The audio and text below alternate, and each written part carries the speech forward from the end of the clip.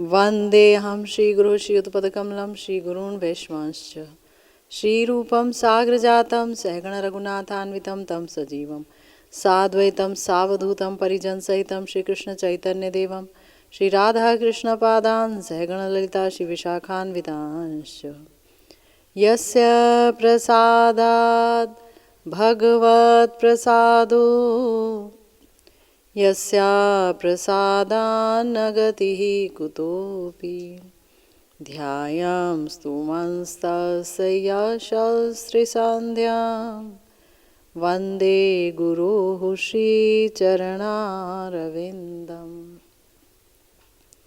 नमो महावदान्याय कृष्णप्रेमप्रदायते कृष्णाय कृष्णचैतन्य नाम्ने गौरत्विषे नमः। हे कृष्ण करुणा सिंधु दीनबंधु जगत्पते गोपेश गोपिका कांत राधा कांत नमोस्तुते।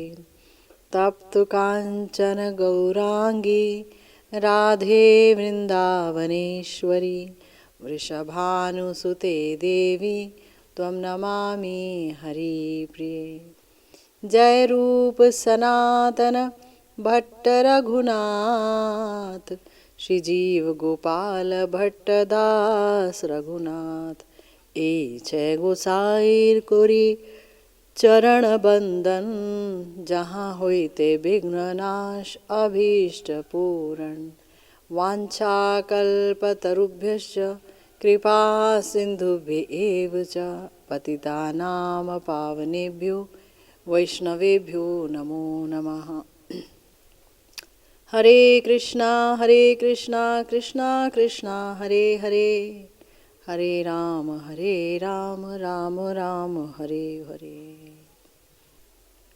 हम सब कार्तिक मास नियम सेवा का पालन कर रहे हैं और खूब सुंदर तरीके से सबके सब बड़े ही उत्साहित रूप से इस मास में भजन पूजन लेकर के व्यस्त हैं। अनेक लोग श्री वृंदावन धाम भी आ रहे हैं, श्री राधा कुंड जा रहे हैं और खूब प्रसन्न हैं। और ऐसे में अगर साथ में हरि कथा भी हो, आचार्यों की महाजनों की वाणी का संग हो, तब तो सोने पर सुहागे जैसी बात हो जाती है। हम आपके लिए लेकर आए हैं श्री नरोत्तम दास ठाकुर महाशय की एक और बड़ी ही सुंदर प्रार्थना। आइए आस्वादन करते हैं। आक्षेपमयी प्रार्थना है। कह रहे हैं, हरि हरि की मोर करम अनुरत हरि हरि की मोर करम अनुरत विषय कुटिल मति सतसंगे न होइलो रति किसे आर तरिबार पथ स्वरूप सनातन रूप रघुनाथ भट्ट जुग लोकनाथ सिद्धांत सागर सुनीताम शेषव कथा घुचितो मनिर व्यथा तबे भालो हইতো অন্তর যখন গৌর নিত্যানন্দ अद्वैतादि भक्त वृंद नदिया नगरे अवतार तखन न हইলো जन्म एबे देहा की बा कर्म तखन न हইলো जन्म एबे देहा की बा कर्म मीछा मात्र बही फिरी भार। हरिदास आदि बुले महोत्सव आदि करे, न हेरिनु से सुख विलास। कि मोर दुखेर कथा जनम गोआइनु वृथा, धिक धिक नरोत्तम दास, धिक धिक नरोत्तम दास। श्री नरोत्तम दास ठाकुर महाशय अभी तक अपने स्वरूप के आवेश में बड़ी ही सुंदर प्रार्थनाएं कर रहे थे आचार्यों के चरण में, प्रिया प्रियतम के चरणों में, गौरहरि के चरण में, नित्यानंद प्रभु के चरण में। और अब जब दीनता और ज़्यादा बढ़ गई, क्योंकि बहुत ज़्यादा प्रेमी भक्त हैं नरोत्तम दास ठाकुर महाशय, प्रेम के ही अवतार हैं एक तरीके से, नित्यानंद जी के अवतार हैं। तो ऐसे में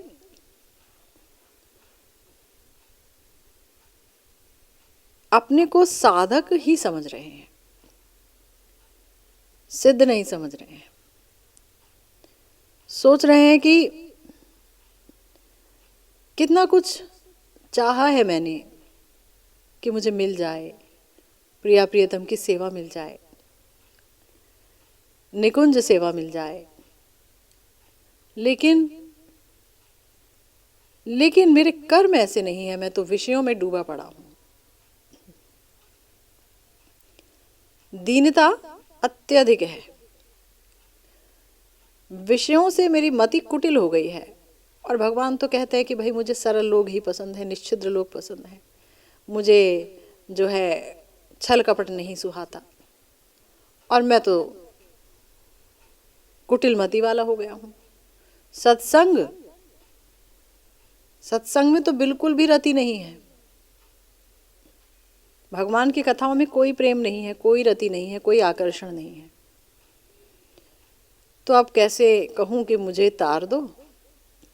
अब तरने का, भवसागर पार जाने का कोई पथ नहीं दिखाई पड़ता, क्योंकि सत्संग में रति होगी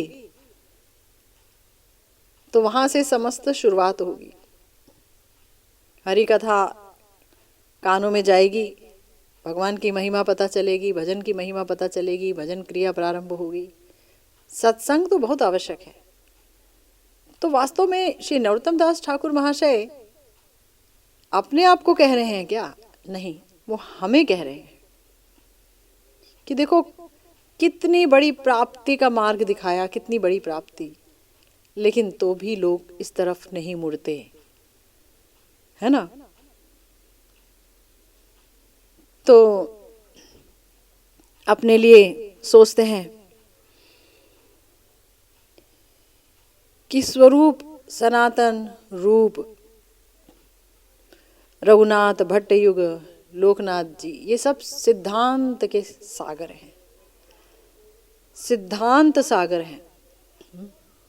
भक्ति रस क्या है ये जानते हैं, भक्ति कैसे की जाती है ये जानते हैं, भक्ति करने के सिद्धांत क्या हैं ये जानते हैं, ये भजन को जानते हैं, कैसे भगवान प्रसन्न होते हैं ये जानते हैं। सिद्धांत इन्हें पता है, क्या करें क्या ना करें, कैसे करें, क्या उपाय है पाने का,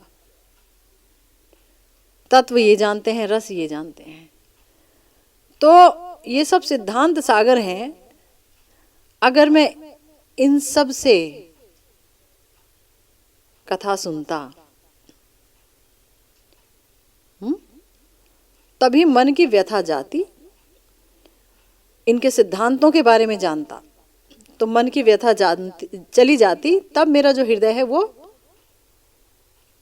स्वस्थ होता। और जब निताई गौर नदिया में अवतार लिए थे, लीला किए नवद्वीप में, नदिया नगर में अद्वैत आदि भक्त वृंद के साथ, उस समय तो जन्म ही नहीं हुआ, उस समय मेरा जन्म ही नहीं हुआ, अब देह का क्या काम है। उस समय देह मिली होती तो बात ही कुछ और होती, है कि नहीं। अब देह मिली है तो अब इसका क्या काम है। सिर्फ ऐसा लगता है मैं बोझ ढो रहा हूं, बोझा ढो रहा हूं। और हरिदास आदि भक्त गण को लेकर के महोत्सव होता था, महाउत्सव होता था भक्तों का। वो सुख विलास मैंने अपनी आंखों से नहीं देखा। तो अब ऐसा लगता है कि अपना ये दुख किसे कहूं। मैंने सारा जन्म ऐसे ही गंवा दिया। अपना नाम लेके कहते हैं कि तुम्हें धिक्कार है। तो सोचिए किस अंतर, किस हृदय से ये प्रार्थना उठ रही है। कितना शोक, यानी कितना प्रेम है अपने गोस्वामियों से, नरोत्तम दास ठाकुर महाशय को। कितना प्रेम है निताई गौरहरि से, समस्त भक्त वृंद से, कि उनके हृदय से ये प्रार्थना उठ रही है। कितना प्रेम है कि कहते हैं कि तब जन्म नहीं हुआ, अब जन्म का क्या मतलब है, इस देह का क्या मतलब है। अरे जिनको गौरहरि ने प्रेम दे दिया शुरू से ही, साधना की कोई आवश्यकता नहीं हुई, परम प्रेमिक भक्त, वो ऐसा कह रहे हैं तो फिर हमारी स्थिति सोचिए हम कहाँ हैं। तो वो इसलिए नहीं कह रहे हैं क्योंकि वाकई वो प्रेम के अभाव में है। वो इसलिए कह रहे हैं क्योंकि उनकी दीनता अतिशय प्रेम के कारण, अतिशय उत्कंठा के कारण बढ़ गई है। सुधा कणिका व्याख्या में हमारे प्यारे श्री गुरुदेव कह रहे हैं कि श्रीला ठाकुर महाशय का दैन्य उच्छ्वास और भी बढ़ गया है। पिछले उसमें ही हम कितना देख रहे हैं कि वो बहुत अपने को अति दीन समझ रहे हैं कि क्या ये सब मुझे मिलेगा भी, कैसा हो पाएगा, बार बार कह रहे हैं। लेकिन अभी तो बहुत ही बढ़ गया है, क्योंकि अपने को वो कर्म बाध्य और विषयासक्त साधारण मानव मानकर आक्षेप कर रहे हैं कि हरि हरि की मोर कर्म अनुरत। जो साधारण मानव है, वो जो शरीर धारण करता है, वो जिस परिवार में जन्म लेता है, वो जिस तरीके से रहता है, जो संबंधी उसे मिलते हैं, सब उसके कर्मों की फल हैं। जो उसने कर्म किए वैसा परिवार, वैसे संबंधी, वैसा सुख, वैसा दुख उसे मिलेगा। कर्म बाध्य व्यक्ति है ना, और वैसा ही उसकी सोच होगी। लेकिन नरोत्तम दास ठाकुर महाशय के साथ तो ऐसा नहीं है ना। वो तो भगवान के नित्य सिद्ध परिकर हैं, है ना। तो फिर जो नित्य सिद्ध परिकर हैं उनकी अवस्था तो ऐसी नहीं हो सकती। लेकिन तो भी वो खुद को साधक के रूप में जब देख रहे हैं, सोच रहे हैं कि मैं साधक ही हूँ, और उसमें भी साधक तो छोड़ो, मैं कर्म बाध्य विषयासक्त साधारण मानव हूँ, विषयों में जो आसक्त है। तो आक्षेप कर रहे हैं हरि हरि की मोर कर्म अनुरत। मैंने कैसे कर्म किए हैं, हर पल हर क्षण कैसे कर्म करता चला आ रहा हूँ। क्यों? क्योंकि आप में तो कोई रति हुई नहीं, विषयों से मेरी मति ही कुटिल हो गई है। जो मति कुटिल हो जाती है विषयों का सेवन करते करते, भोग करते करते, इंद्रिय तृप्ति करते करते, तो वहाँ भगवान की बात नहीं ठहरती, भगवान की कथा नहीं ठहरती, उस तरफ आकर्षण ही नहीं होता। इंसान जाना ही नहीं चाहता है, अपने हित की बात वो सुनना ही नहीं चाहता है, क्योंकि उसकी मति बड़ी कठिन हो जाती है। और भक्ति को तो ऐसी मति नहीं चाहिए ना। भक्ति तो वहाँ आती है जहाँ पर बहुत विनम्रता, दीनता रहती है। ये तो विषयों से मति जब कठिन हो गई तब वहाँ भक्ति के आने की कोई गुंजाइश नहीं है। आप देखिए परम भक्त हैं पर कह रहे हैं कि विषयों में मेरी कुटिल मति है, कुछ नहीं हो सकता मेरा, कर्म ही अजीब से हैं। बोल रहे हैं सत्संगे ना हुई लो रति, सत्संग में मेरी कोई रति ही नहीं हुई। अरे जो उठते बैठते हरि कथा में डूबे रहते हैं रामचंद्र कविराज जी के साथ, भक्तों के साथ, श्री वृंदावन में जीव गोस्वामी जी के साथ और समस्त परिकरों के साथ, वो कह रहे हैं कि सत्संगे ना हुई लो रति, सत्संग में मेरी कोई रति नहीं हुई। किस यार तरी बार पथ, तो तरने का पथ कहाँ है, कैसे पार हूं। अरे सत्संग में जिसकी रति हो गई, श्रीमद् भागवतम में कहा गया उसके तरने का समय आ गया, उसके पार जाने का समय आ गया, क्योंकि इसमें सत्संग के प्रति रति हो गई है, कथाओं के प्रति रति हो गई है। अब ये संसार बंधन में नहीं आएगा, ये जीवन मुक्ति की दशा को प्राप्त करेगा। क्यों? क्योंकि भगवान की कथाओं में रति हो गई है, इसको कथाओं से प्रेम हो गया है। पर जिसकी मति विषयों से कुटिल है, आप देखेंगे अपने आसपास भी, उन्हें कितना भी आप भगवान के बारे में बताने का प्रयास करो, लेकिन वो कभी भी भगवान के बारे में नहीं सुनना चाहते। वो कहेंगे तुम अपना भजन कर रहे हो, जो कुछ कर रहे हो अलग रहो, ठीक है ना, और हमें हमारी राह पर चलने दो।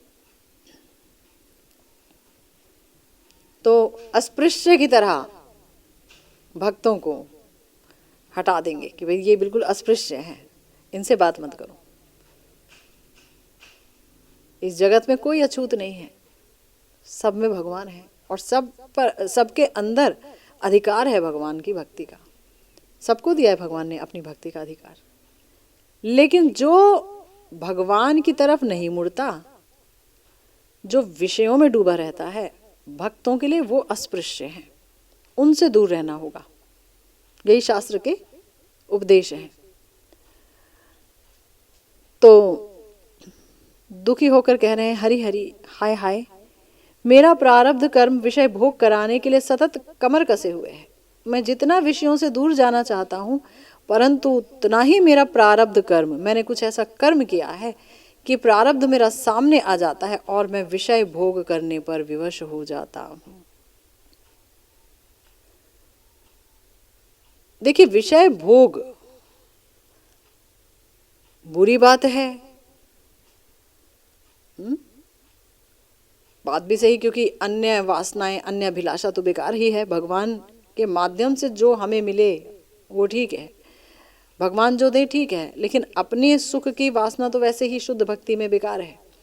लेकिन फिर भी प्रारब्धवश अगर किसी का विषयों का भोग हो ही जाता है और वो अनुताप के साथ अगर विषय को भोगता है, तो भगवान उसे बहुत जल्दी उससे छुटकारा दे देते हैं।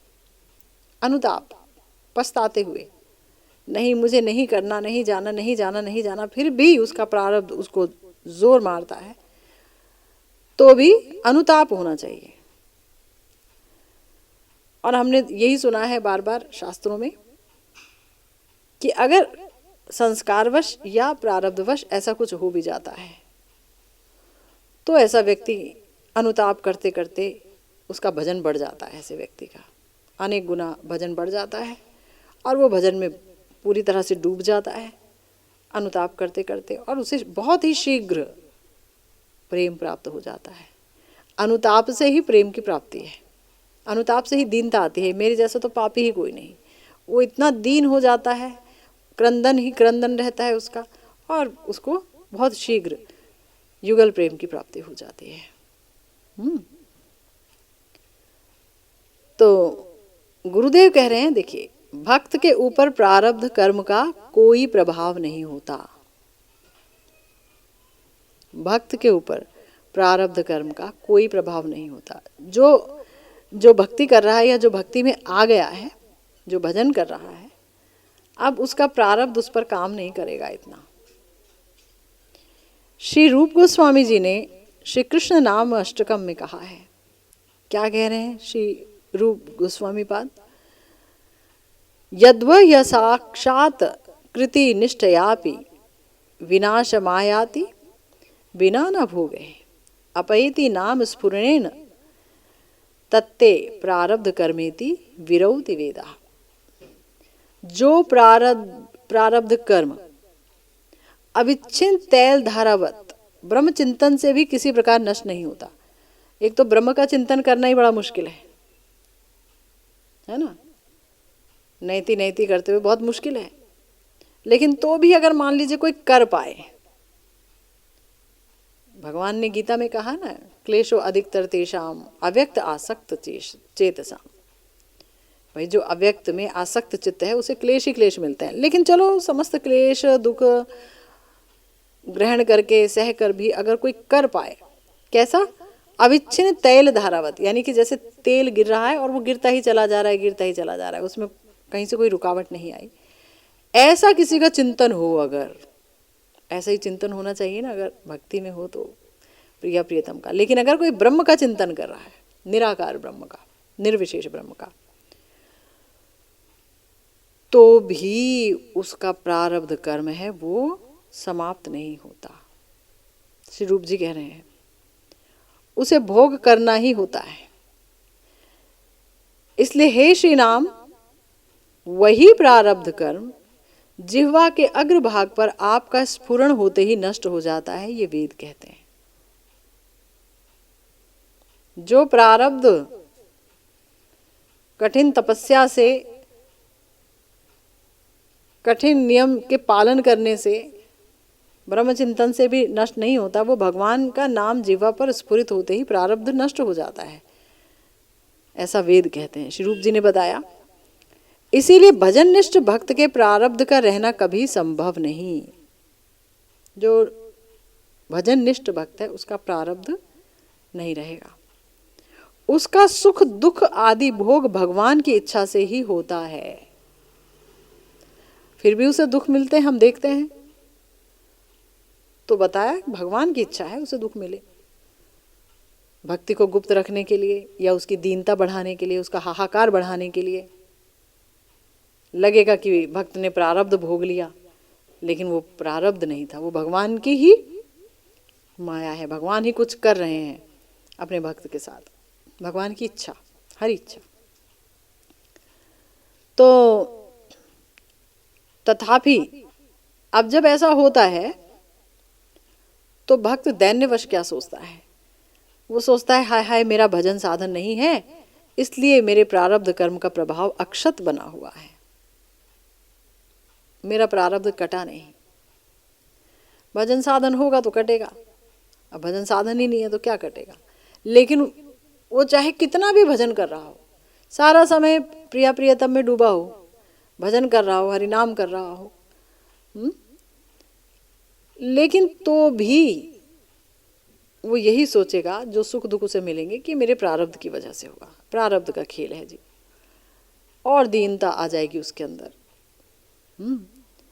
गुरुदेव आगे कहते हैं कि तभी शील ठाकुर महाशय ने कहा कि उनके प्रारब्ध ने उन्हें विषय भोग के लिए बाध्य कर दिया है, इसीलिए उनकी मति स्वभावतः विषय कुटिल है। सत्संग में श्री हरि कथा श्रवण कीर्तन से उनकी मति भगवनिष्ठ हो सकती थी, पर हाय सत्संग में भी उनकी रति नहीं हुई। सत्संग से ही भगवत निष्ठा आती है, भगवान की कथा श्रवण करने से ही भगवान के नाम के प्रति, धाम के प्रति, भगवान के प्रति, भक्तों के प्रति, सबके प्रति निष्ठा जागृत होती है, सत्संग से ही। अगर सत्संग नहीं है तो कुछ नहीं हो सकता, सत्संग नहीं तो कुछ नहीं हो सकता। सत्संग बहुत जरूरी है। भगवान के नाम की महिमा भी सत्संग से ही पता चलेगी, और भगवान के नाम का आस्वादन भी सत्संग से ही आएगा। सत्संग इतना इंपॉर्टेंट है, कथा श्रवण, तव कथा अमृतम, है ना। तो कह रहे हैं गुरुदेव कि श्री ठाकुर महाशय सोच रहे हैं कि मेरी मति तो स्वभावतः विषय कुटिल है। सत्संग में अगर मैं श्री हरि कथा श्रवण करता, कीर्तन करता, बोलता तो मेरी मति भगवनिष्ठ हो सकती थी, पर मेरी मति और मेरी रति सत्संग में हुई ही नहीं। ऐसा नहीं है, ऐसा कहाँ है बताइए। लेकिन तो भी दीनता बहुत अधिक बढ़ गई ना। दुरंत संसार से निस्तार पाने का और कोई उपाय नहीं है। विषय कुटिल या विषय निष्ठ मति सत्संग में विषय निष्ठा त्याग कर शुद्ध होती है। दुस्तर संसार से पार होने का कोई उपाय है भला? सत्संग के अलावा कोई नहीं है। अगर हम लोग सत्संग नहीं सत्संग में नहीं बैठते, हरि कथा का श्रवण नहीं करते हैं, तो कहाँ से हमारे अंदर कोई भाव या कुछ भी आता। आज भाव आ गया ये नहीं कह रही, मगर जो हम पहले थे आज से इतने वर्षों पहले और आज, उसमें काफ़ी बदलाव है। ये तो बदलाव दिखता है ना। तो ये कहाँ से आया? ये सत्संग की महिमा है। ये भगवान के नामों का श्रवण, भगवान के नामों का गायन, उनके गुणों का गायन, उनकी कथाओं का गायन जहाँ होता है, जहाँ उनकी कथा होती है, वहाँ जाना और जो भक्त व्यक्ति हैं, जो महत हैं, उनके श्रीमुख से हरि कथा का श्रवण करना, इससे बहुत बदलाव आता है जीवन में। तो श्री ध्रुव महाराज जी ने भगवान की स्तुति में भी यही बात कही है। उन्होंने क्या कहा है? तेना स्मरन्त्यतितराम प्रियमीश मर्तयम ये चन्वदः सुत सुहृद गृह वित्तदारः ये त्वब्जनाभ भवदीय पदारविंद सौगंध्य लुब्ध हृदयेषु कृत प्रसंगा। कह रहे हैं, कमलनाभ, जिन्होंने तुम्हारे चरण कमलों की सुगंध पर लुब्ध चित्त भक्तों का संग किया है, वे जीव की अति प्रिय मर्त्य देह का और देह संबंध वाले स्त्री, पुत्र, सुहृद, गृह, संपदा आदि का स्मरण भी नहीं करते। जिन्होंने तुम्हारे चरण कमलों की सुगंध पर लुब्ध चित्त भक्तों का संग किया है। तो भक्त संग में बैठ करके हरि कथा का श्रवण, या उन भक्तों के मुंह से हरि कथा का श्रवण कि जो भगवान पर पूरी तरह से लुब्ध हैं, उनके चरण कमलों पर लुब्ध हैं भ्रमर की तरह, है ना। भगवान के चरण कमल ही उनको एकमात्र आश्रय स्थल दिखते हैं और उन्हीं की सुगंध पर वो मत्त रहते हैं, है ना। जैसे कि भंवरा क्या करता है, भंवरा जो है वो सुगंध की तरफ भागता है, यही बताया गया है ना। और वो कमल में बैठ जाता है और वो छोड़ ही नहीं पाता कमल को।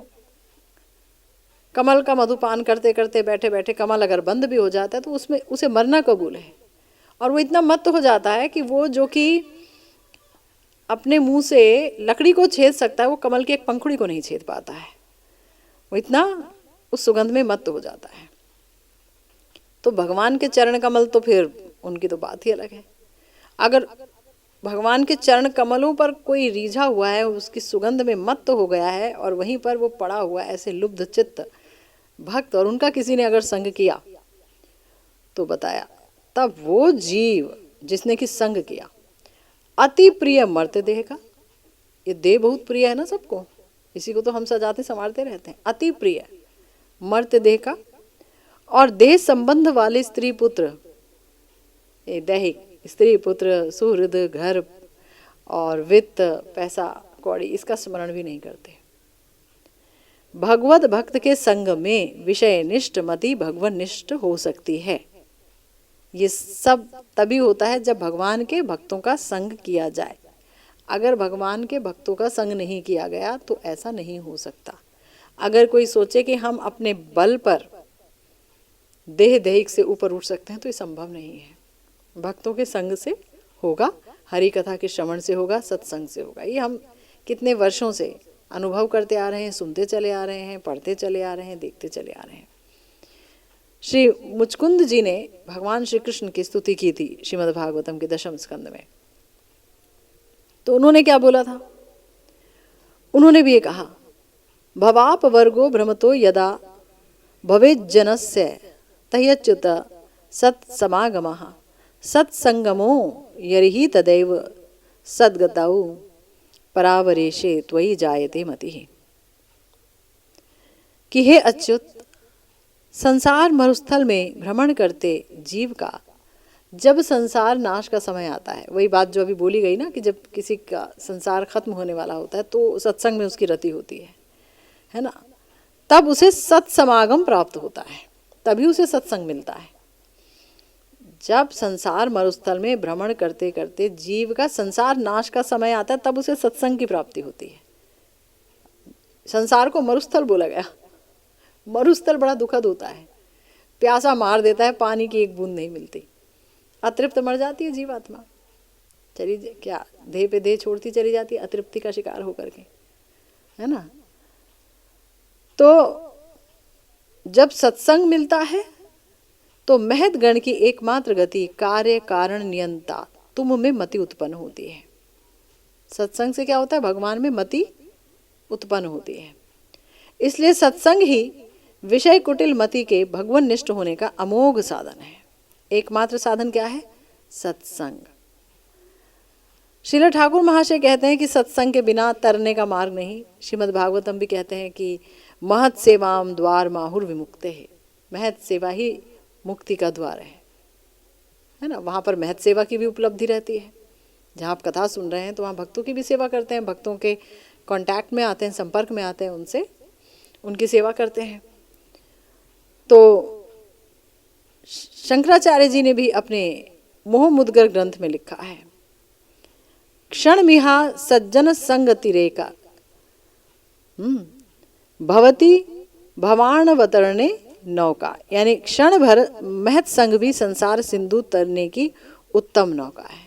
क्षण भर का अगर महत संग भी मिल जाए तो ना जाने किसकी बुद्धि पलट जाए और वो भजन करने लग जाए। थोड़ा सा सत्संग लेकर के भजन में आ जाए, फिर व्यापक रूप से अच्छी तरह से सत्संग करे। इसके बाद श्री ठाकुर महाशय वो कहते हैं कि पतित पावन श्री गौरांग, श्री नित्यानंद, श्री अद्वैताचार्य, श्रीमन महाप्रभु के पार्षद वृंद का स्मरण करके स्वरूप सनातन रूप दिग्दिग नरोत्तम दास इस अंश में आरती से भर करके आक्षेप कर रहे हैं। बड़ा ही दुख है उन्हें। कह रहे हैं कि श्री स्वरूप दामोदर, श्री सनातन जी, श्री रूप जी, श्री रघुनाथ दास जी, श्री रघुनाथ भट्ट जी, श्री गोपाल भट्ट जी और हमारे नरोत्तम दास ठाकुर महाशय के श्री गुरुदेव श्री लोकनाथ जी, ये सब भक्ति सिद्धांतों के सागर जैसे थे। भक्ति सिद्धांत के एक बूंद दो बूंद नहीं जानते थे, कुएं जैसे नहीं थे, सागर, अनंत असीम सागर जैसे। आचार प्रचार के द्वारा ब्रज की उन्नत उज्जवल रसमयी अति रहस्यमयी भजन साधना अपामर जग जनों को बांटने के लिए ही श्रीमन महाप्रभु के साथ इन सब का अवतार है। इन्होंने प्रचार भी किया और आचरण करके भी दिखाया मंजरी भाव उपासना का, है ना। ब्रज की उन्नत उज्जवल रसमयी अति रहस्यमय भजन साधना यानी मंजरी भाव उपासना का। श्रील ठाकुर महाशय कहते हैं कि यदि इन लोगों के श्रीमुख से श्री श्री गौर गोविंद कथा सुन पाता तो मन की व्यथा मेरी दूर हो जाती और मेरी विषय कुटिल मति शुद्ध होकर श्री भगवान के चरणों में निविष्ट हो पाती, अगर इनके श्रीमुख से सुन पाता। अब ये सब तो इनमें से कई लोगों का तो दर्शन ही नहीं हुआ नरोत्तम दास ठाकुर महाशय को। तो श्री स्वरूप जी सब लोग तो लीला समेट लिए, महाप्रभु भी नहीं रहे, कोई था ही नहीं। तो बहुत ही दुखी हैं इस बात को लेके कि सिद्धांत के सागर हैं। श्री लोकनाथ जी के पास भी थे तो लोकनाथ जी को भी छोड़ करके जाना पड़ा, अपने गुरुदेव को छोड़ के जाना पड़ा इन्हें प्रचार के लिए बंगाल में। तो इसलिए वहाँ पर भी समस्या नहीं सुन पाए मन भर के कथा।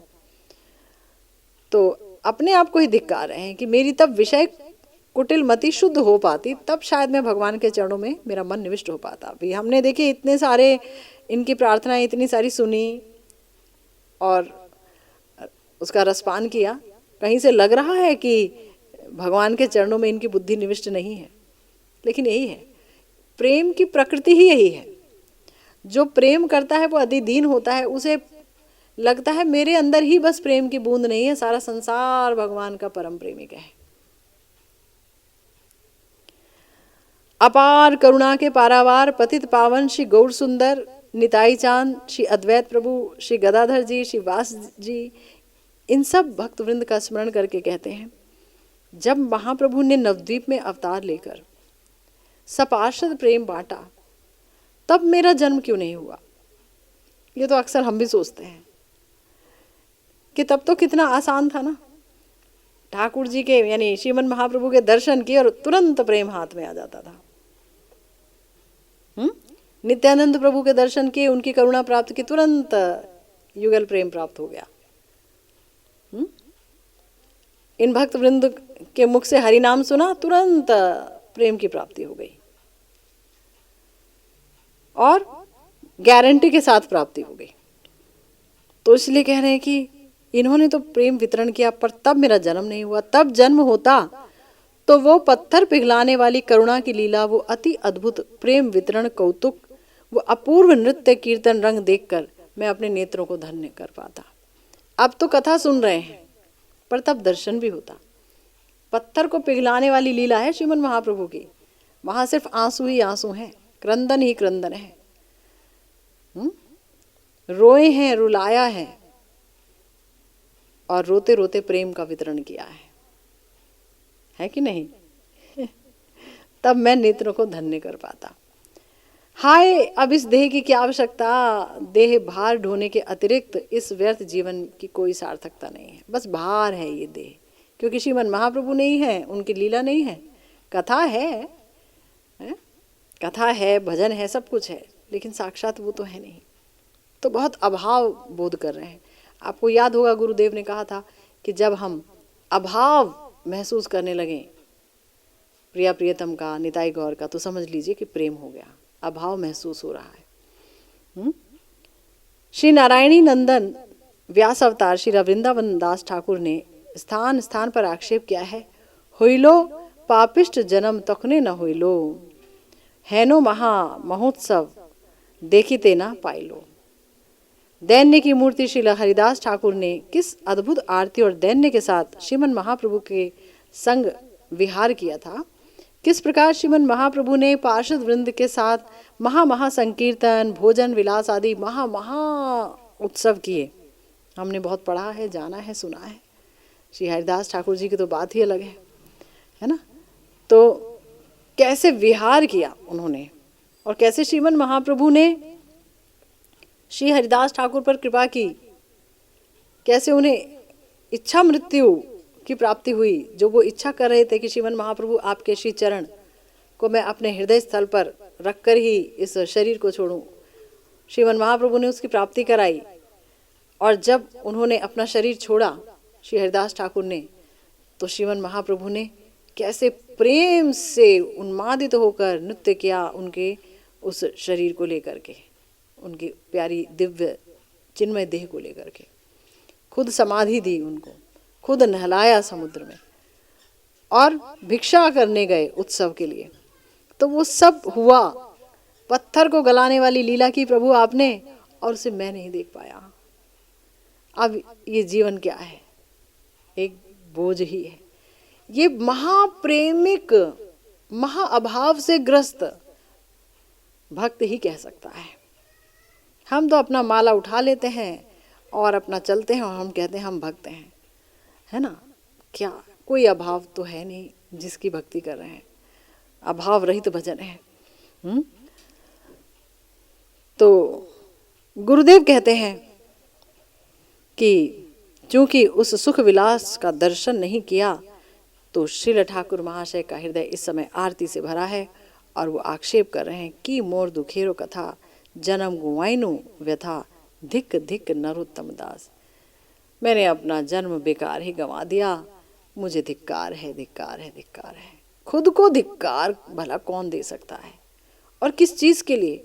मतलब इतना प्रेम है अभीष्ट से, इतना प्रेम है श्री नित्यानंद प्रभु से, गौरहरि से, समस्त भक्त वृंद से, गौर भक्त वृंद से, नवद्वीप धाम से, हमारे समस्त आचार्यों से, श्री रूप सनातन आदि आचार्यों से इतना प्रेम है, इतना प्रेम है कि वो इन सब के, ना केवल भगवान के अपितु भक्तों के भी अभाव को बहुत ज्यादा महसूस कर रहे हैं हृदय में,